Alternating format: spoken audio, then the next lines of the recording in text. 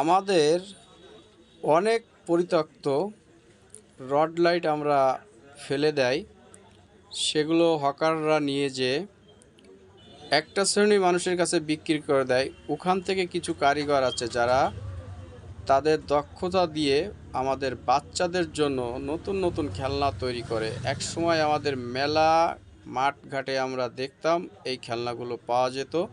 কিছু কিছু show piece তৈরি করে, তারই একজন দক্ষ কারিগর দেখেন কত সুন্দরভাবে সেই পরিত্যক্ত রড লাইট দিয়ে কত সুন্দর সুন্দর শোপিস তৈরি করছে।